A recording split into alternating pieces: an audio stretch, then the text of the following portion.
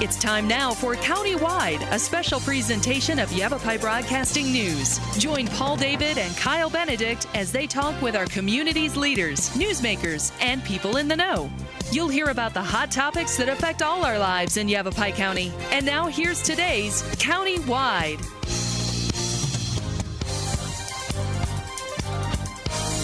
Welcome to Countywide. I'm Kyle Benedict, and today we're talking about K-9 units, specifically with the Camp Verde Marshal's office. The dogs that aren't just used with local agencies and law enforcement, but also with search and rescue. They're used, you see them used with the Navy SEALs as well as Secret Service. And highly trained dogs, highly active dogs, intelligent dogs. And joining me is Sergeant Bareilles and Deputy Bowers with the Camp Verde Marshal's office. Thanks for being with me, guys. Thank you. And you both know a lot about these dogs. You guys work with them every day. Currently, Deputy Bowers, you are with Claymore, correct? Yes, Deputy Claymore. And Deputy Claymore. And what kind of dog is he? He's a 3-year-old Belgian Malinois. Malinois, okay. And then Bareilles, you had a dog as well, previous dog you worked with, and what was his name? That was Jake. He was a Czechoslovakian Shepherd. And can you talk a little bit about your time with him? How many years did you work with Jake, and just about the experience? Yeah, I actually had Jake for about 9 years. We were going on 9 years together. I got him when he was 2 years old. Went through all the training. He was not any training prior to getting with me, so we were able to experience both new handler with a K-9, and that was my first experience in even dealing with a K-9 because we didn't have any up here. But yeah, it was a good 9 years. He was certified for narcotics and criminal apprehension, and we had a lot of good years together. You mentioned Deputy Bowers, that Claymore is a Belgian Malinois, and is there a difference that you've noticed in these breeds, and is there a reason why? Because when I started researching dogs that are used for this type of service, I always thought that it was just the German Shepherd was the typical dog that you use, but in this case, obviously the Belgian Malinois. Is there a difference between these species, or not species, these breeds of dogs? Well. The play drive, it's what the agency's looking for. Both are great dogs, great police dogs. The Malinois just have, in my opinion, is the higher play drive. They're super loyal, and I didn't work with the Shepherd, so I really can't say too much about that, but as far as Claymore, it's the play drive and his loyalness to do the job. So you're basically just looking for that hard-working attitude, that loyalness that the dog has, and obviously Jake, you saw the same thing in Jake as well. Right? I did, yeah, and it's again like we were talking off radio a little bit ago. It's their attitudes. It's different attitudes. Jake was a more mellow, but like to bark and squeal. Claymore is more hyper and licks walls, and it's just different attitudes is all it is, and they both have the same hard work ethic and drive, and want to play and want to get that toy, and will do anything you want them to do, basically. And the I guess relationship between the handler and the dog has to be a strong bond. What's the process as far as selecting a dog? How do you guys select the dog, and how does the training begin from there? Are you the one who selects the dog, or is it an outside kind of company? With Deputy Claymore, we were approached. Our Marshal was approached with the sale of Deputy Claymore was for sale. We purchased it, so it really wasn't a testing process. Other agencies do different tests for the dogs to test the play drive, their exposure to gunfire, and just the overall drive of the dog. And after the purchase of the dog, there's a period of time where you're getting to know each other,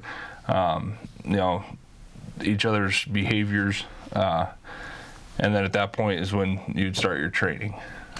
So as far as the training of the dog and getting him to do the specific things that he needs to do before he can go to work with you, who's the one actually training the dog? I mean, these commands that they have, all these physical activities that they can perform, who's the one training them for those? We, Deputy Claymore and myself in March, or early last year, went down to the Arizona Department of Corrections K-9 Academy, which is out of Tucson. We had great instructors. The lead instructor was Ralph Pendergast and Steve Lowe and Kenny Vance. The three of those have been training dogs for years. That was a 9-week academy. Once myself and Deputy Claymore graduated as a unit, as a team, we were able to hit the road, and then every week we have ongoing training, which we train with Officer Hines at Prescott Valley. And that's just to keep everything kind of, make sure he's on point, and if everything doesn't forget things, right? Correct. For you as well, because, you know, what I guess a lot of people think that it's just these commands that you're just yelling out in English, but that's not the case, right? There's other ways to relay what you want the dog to do. Yes. Claymore's actually trained in 3 different languages, Czech, German, and then English as well. We also, during our training, we can use hand signals, you know, for different things that we want the dog to do, different commands. So how long did it take you to learn these? I mean, you said Czech and German. Right. Is that something you knew before? No. Well, with Sergeant Brawlis, I did, before becoming a K-9 handler, I did a lot of work as far as a decoy for Jake. During that time, I learned a lot of German commands. And then when we got Claymore, I used some of the German commands, and then I integrated some Czech commands, and then the English commands. And the English commands. So whatever was difficult for you to say in Czech, you know. Yeah. And Sergeant Morales, can you, as far as, you know, you worked for a long period of time with Jake, and right. How did that relationship between you and the dog evolve? I mean, from when the first meeting you had to his last day on duty? Well, the first meeting is it was again, you're trying to get to know a dog. Initially, when I went to go look for our K-9 for Jake at the time, and he's actually the first K-9 for the Marshal's office that we've ever had. But when I went to go look for him, there was another shepherd that I saw there that I actually wanted. Jake wasn't the one I wanted to pick, and the reason I didn't was because the handler that was showing him off, he bit while we were there on site looking. So I was actually scared of Jake when we first got him. And he was actually, he had a German name of Razor, is what he was when we purchased him or got him, and we ended up naming him after Jacob Teague, who was a marshal with us, who was killed in an accident during his career with us. So we ended up naming him after my buddy Jake. So anyways, that right there alone, I mean, we bonded well. Yeah, we named after a very good friend of mine who was killed by a DUI driver.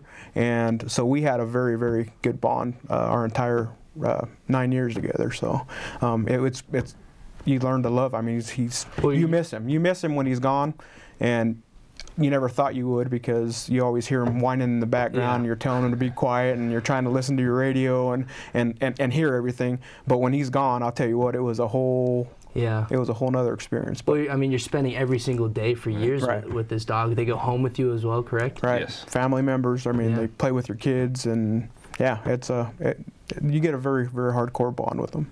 Well, when we come back, we're going to take a quick break. But when we come back, we're going to talk about, dive into a little bit more of the specifics as far as training. Again, we're talking about the Camp Verde Marshals K-9 unit. We'll be back in a couple minutes.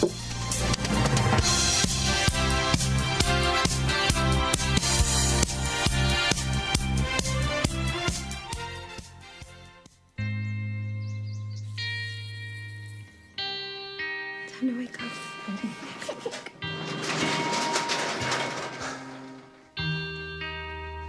I've got a job to do today. I've got a job to do today. Don't forget, you've got a job to do today.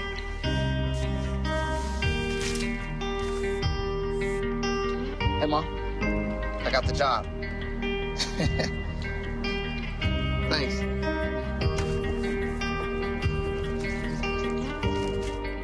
Got the job. Welcome aboard.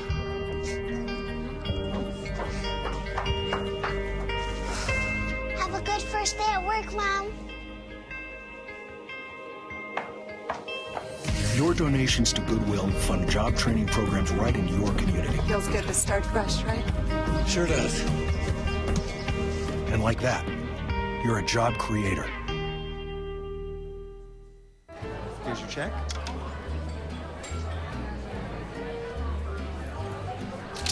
Oh, you got it. You know, since I got rid of my car, I really enjoy walking. Okay. Got it. No. Getting pulled over for buzz driving could cost you around $10,000 in fines, legal fees, and increased insurance rates. Oh, you're home early. You live with your mom? That'll set your game back a few years. Buzzed, busted, and broke. Because buzz driving is drunk driving.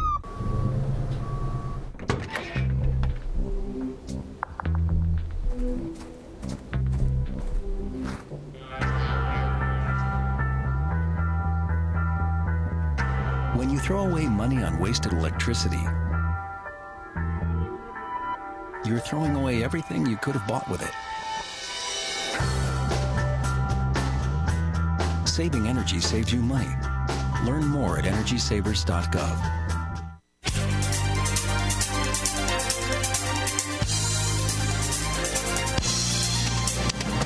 Welcome back to Countywide. I'm Kyle Benedict, and we're talking K-9 units, specifically with the Camp Verde Marshal's Office K-9 unit. And I'm joined today by Sergeant Barales and Deputy Bowers. And the dog that you guys have now is Deputy Claymore, and he's a Belgian Malinois, and that's kind of, we talked a little bit earlier about the difference and how, you know, most people just think that you guys use German Shepherds in these agencies, but that's, you know, there's different breeds that you guys use. And talking about the training, what can you train these dogs to do? I mean, what is Deputy Claymore trained to do, and what are some of the other things that other agencies are training these dogs to do?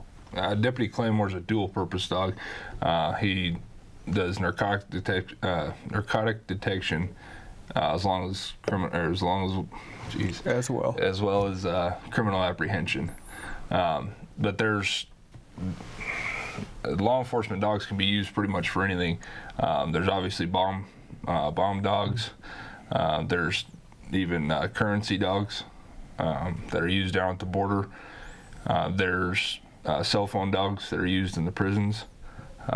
You even have human, like for the borders, they're actually training them to smell human odor, which it sounds like, you know, that would be weird, but yeah, you got people in the car that obviously the dog can see and smell, and it's that one odor that the dog can't see but he can smell, where he'll alert and they'll search and find somebody hidden under the, you know, the dashboard of a vehicle or something. So there's just a wide variety of things that you can train these dogs to do, and that's the intelligence factor, and that's kind of what you guys are looking for in a dog, right, before you get them. And so was Jake? What was Jake? Was he a dual purpose as well? He was dual purpose narcotics and criminal apprehension. And along with the criminal apprehension part, you're looking at tracking with these dogs. You can train them to smell a specific odor. Again, you have 4 officers that are going to look for one person. The dog is going to be able to pinpoint that one smell that's not with him or her and start to track, or actually get a piece of clothing and let the dog smell that, and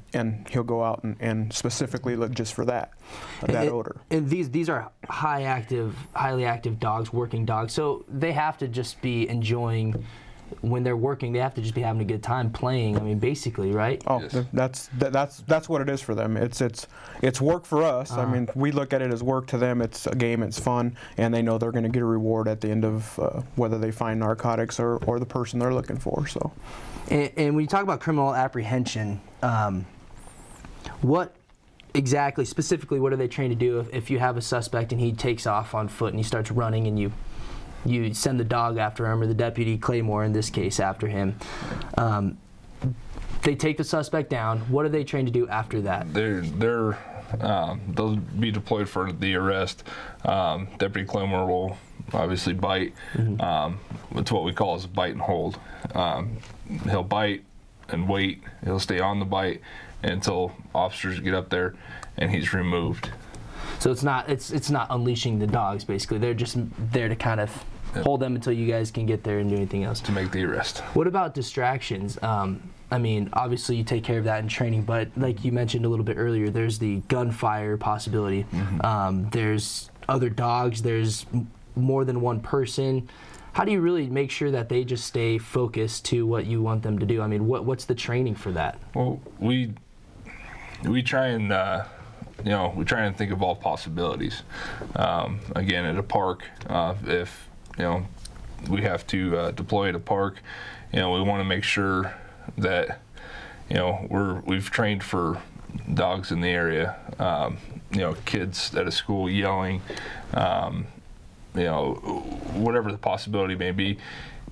And the other thing is as the handler, you have to make sure your dog is zoned in on where you want him to go, where his attention's directed. If he's looking over here, and you want him to go over here, you're obviously not going to deploy him because he's going to go over there because it's more interesting. So every day you're with this dog, and at the end of the day, he doesn't just stay at the station or the office in a kennel, right? You take him home at the end of the day. What's he like at home? I mean, is he still that working dog, or is he a little more playful? He's he's a working dog. So when we get home, that's his sanctuary. That's his area. He's not allowed in my house. He is allowed to socialize with anybody who comes over, my family. But no, he knows when we're going to work. And that's usually keyed up by when I walk out with my uniform on. He knows, hey, it's ready to go. It's 10 hours of playing with Dad for the next 4 days. That just goes along with that relationship that you build. I mean, was it the same way? Was Jake the same way, or was he? Exactly. It was, and to go with even Deputy Claymore, I imagine he does the same thing. But we work our 10 hours and we're heading home, and these, our partners, they could actually read us, and they know how we feel when we're angry, when we're mad, when we're sad, and they know when we're getting ready to go home. We wind down, we start to okay, we're on our way home, and they do the same, and they know that once they pull in the driveway, they're gonna wait for a little bit, they're going to get fed, and then they're going to sleep and get ready for tomorrow, just like we do. So, but yeah, Jake was the same way. We read each other, and that's one big part of being a team, and part of certification. You have to know what your dog is thinking and what he's doing, and vice versa. So when Deputy Bowers was explaining, we got to make sure, and you asked about how do we make sure it's going to go down. We train and for any possible scenario. So we'll throw anything we can, anything that might happen, and you just watch your dog. As the canine handler, you got to make sure that if he takes off running, that he's running to get the person that we're looking at and want, not running to go play on a swing set or something. Yeah, well, you want to be confident because, I mean, it's a liability thing. If you let him go after someone and he doesn't go to the right person, I mean, that comes back on you. Absolutely. Correct. So, I mean, it's just unbelievable what you guys can get these dogs to do. I mean, what are some of just a couple examples of some of the things that Deputy Claymore can do? If you had to tell, obviously go and get someone, but I saw a video of this dog. He was backpedaling. You can really get these dogs to do, and you mentioned kind of earlier about you can get them to really do a wide variety of things, not just run when you tell them to run or sit when you tell them to sit. We train. There's anywhere up to 6 dogs, 6 to 7 dogs that we train with weekly over in Prescott, and trying to do obedience with the other dogs around, it's pretty tough. That's something that we work on, but we do what we call group obedience, where all the dogs will be lined up and they can be 10, 15 yards away from us, and you're able to give them commands to either lay down or sit, or at one at a time come to the handler. Again, that's pretty difficult because you're having 6 handlers, giving commands, and you have to make sure that your dog's listening to you. Just to you. Yes. A lot more difficult than just, people who just think it's tough to train a puppy and get them to, go to the restaurant outside and sit and roll over. But okay, well, we're gonna. Well, I was just going to say, and you're actually looking at, you know, we could put Claymore in an attic and have him in a house and go in there and search for somebody, and when he finds them, he can bark and let us know, grab our attention. You use your hand signals. You can direct them to go check this side of the room, that side of the room. We can train with laser lights, and wherever that laser light is, we can direct our dogs. So you could train them just about to do about anything. I mean, it takes the time and the dedication, you know, from you as well to make sure that your dog is listening, and you can train them to do anything you want. Yeah, it's unbelievable, and it has to take a lot of time and a lot of work, like we talked about with that relationship. So we're going to take our last break real quick. When we come back, we'll talk a little bit about how long these dogs are used in service and what happens to them afterwards. That's coming up in a couple minutes.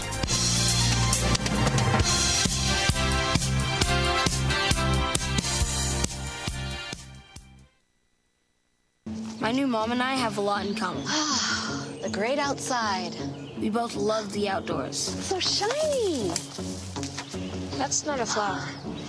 We both love geology. Oh, look. An igneous one. That's not a rock. And she knows a lot about wildlife. A labradoodle. That's not a dog. Hanging out has been kind of fun. You don't have to be perfect to be a perfect parent. Thousands of kids in foster care will take you just as you are.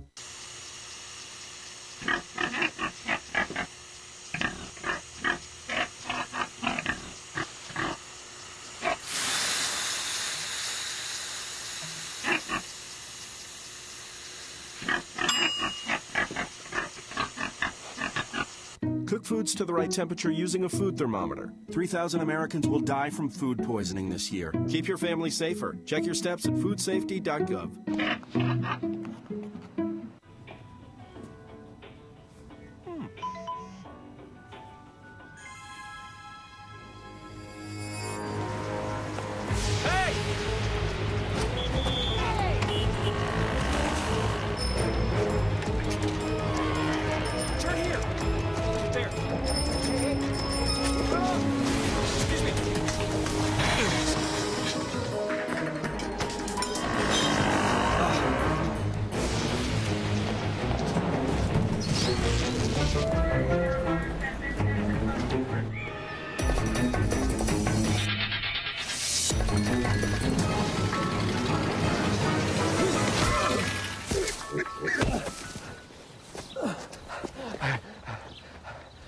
So, same time next week? Well, of course. Put away a few bucks, feel like $1 million. For free tips to help you save, go to Feed the Pig.